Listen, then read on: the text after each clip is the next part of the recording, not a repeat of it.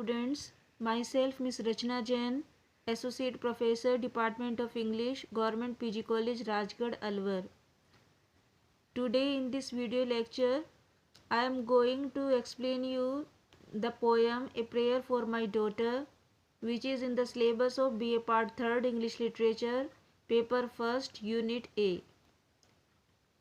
This is my 7th video lecture on this poem. Now, I am going to explain you the 9th stanza of the poem.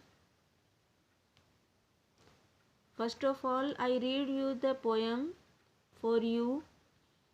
Considering that all hatred driven hence, the soul recovers radical innocence and learns at last that it is self-delighting, self-appeasing, self-affrighting, and that its own sweet will is heaven's will.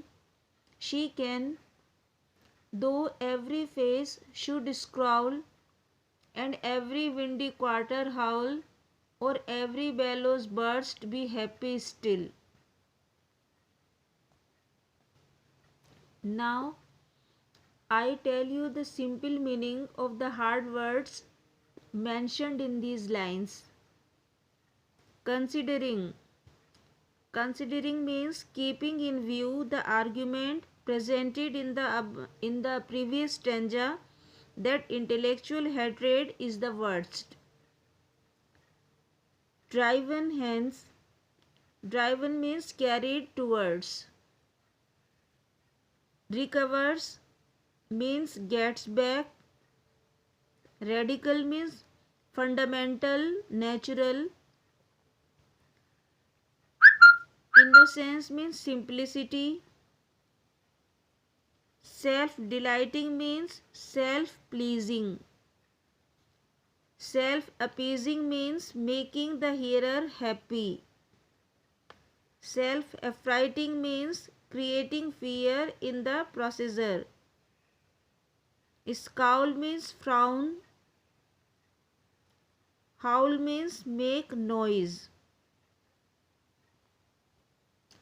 Now I explain you the reference with context of these lines. These lines are from the poem entitled A Prayer for My Daughter, written by W.B. Yeats. The daughter of the poet in the poem is Annie Butler Yeats. She is sleeping innocently in her cradle. There are howling winds outside the house. These winds are symbolic of the troubles of the world. The great problem in the mind of the poet is how to protect the innocent child from the wrath of the coming troubles. The poet becomes gloomy and prays for his daughter.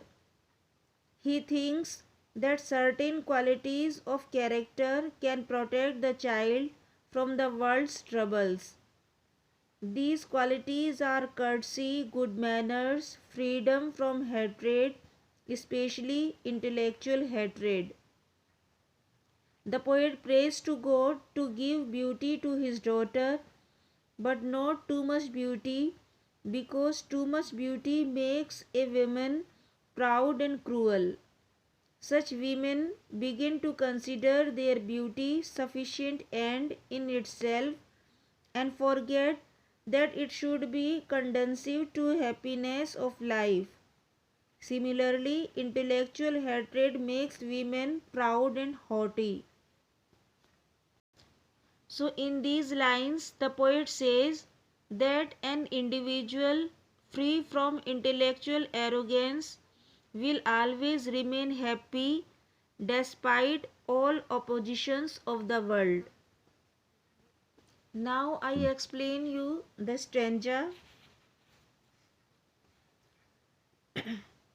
The poet thinks that if his daughter can be free from the hatred and opinionatedness, she can have the radical innocence and happiness. She can learn that innocence is self-delighting and self-appeasing.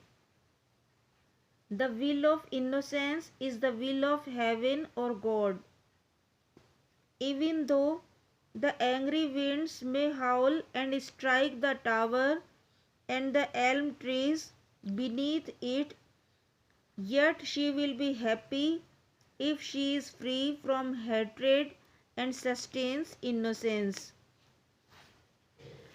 The poet father says that if his daughter remains free from all kinds of hatred, her soul will be self-contained and self-satisfied, finding its fulfillment in itself and not in working on the happiness of others. In that case, she will enjoy organic or natural innocence, and no amount of the world's hostility will mar her happiness. The poet means to say that if an individual is free from intellectual hatred, he is far from all hatred and arrogance. The soul of such individual is free from hatred, so it always preserves its basic natural innocence. Such a person soon realizes that simplicity and innocence is self-pleasing. Such a soul finds its fulfillment within itself, and the soul recovers innocence, inner peace. Like Mardgon, it does not work on the happiness of others. Poet's daughter will be able to keep herself happy in the midst of misfortune and unhappiness if she cultivates these qualities. In her own will, she will express the will of heaven or God then. In these lines, the poet expresses his faith. It is not essentially a Christian faith. The poet sticks to the sense of nobility and self-sufficiency. He wants his daughter to follow the path of the highest religious or moral ideals. This is the 10th or the last stanza of the poem, A Prayer for My Daughter. And may she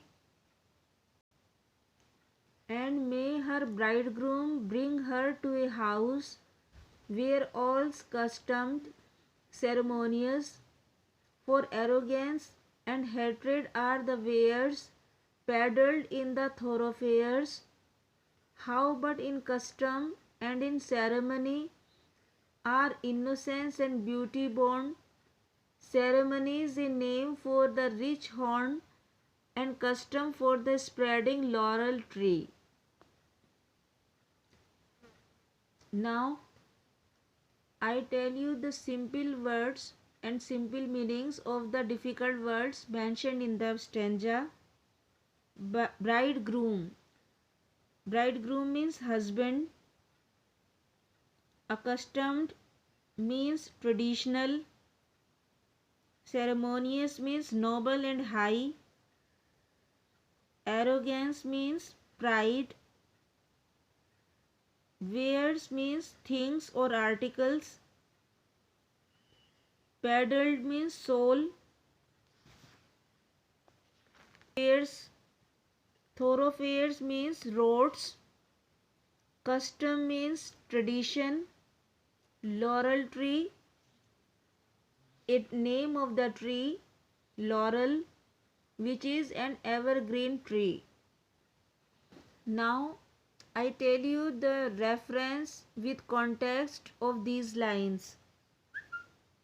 In these lines, the poet wishes that his daughter should not have any kind of hatred.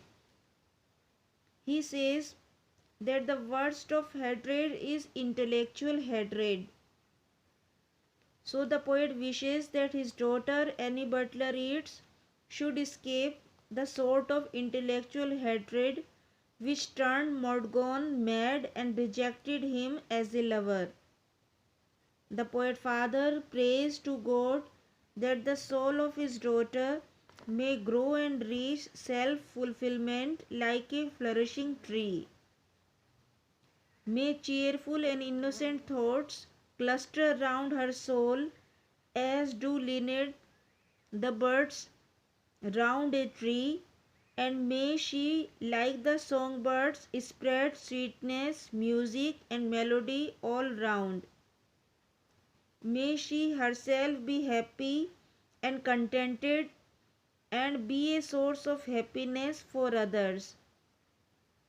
Her loves and her quarrels should all begin and end in gaiety.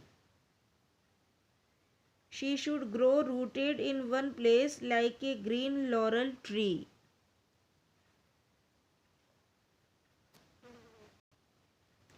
So, in these lines, the poet expresses his faith in aristocratic values and wants his daughter to cultivate these values. These lines thus sum up the argument carried on all through the 80 lines of this poem. Now I explain you the stanza. The poet regarded the aristocracy as the guardian of the traditional culture and way of life and of the highest spiritual values. He therefore wishes for his daughter an aristocratic husband who would take her to a home where life is traditional and would live according to the age-old horary and customs and values. Such a life alone is conducive to beauty and innocence, while the life of the common man, without its root in tradition, is a life of hatred and arrogance.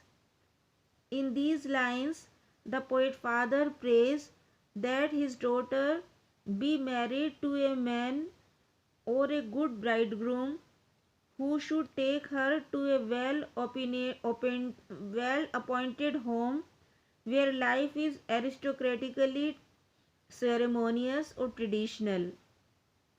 Neither arrogance nor hatred should be seen in that house. Only in the atmosphere of custom and ceremony can innocence and beauty be born. Ceremony is another name for rich horn, symbolizing innocence, and custom is another name for the spreading laurel tree, a flourishing hidden tree symbolizing peace and prosperity. So the poet prays to God that the husband of his daughter may take her to his home of perpetual tradition and ceremonies. Hatred and arrogance are things belonging to the common man. Aristocratic life is rooted to custom and ceremony, which are the sources of innocence and beauty. The poet implies that aristocratic stands on ceremony and pays great attention to rules of decent and refined behavior. He also implies that aristocratic courtesy is rooted to long tradition. He then adds that the usage of courtesy is another name for prosperity and that tradition stands for growing laurel tree of life. The poet means that decent and refined courtesy leads to prosperity and happiness. So, the poem is completed. Now, thank you for listening to my presentation. I hope you enjoyed it.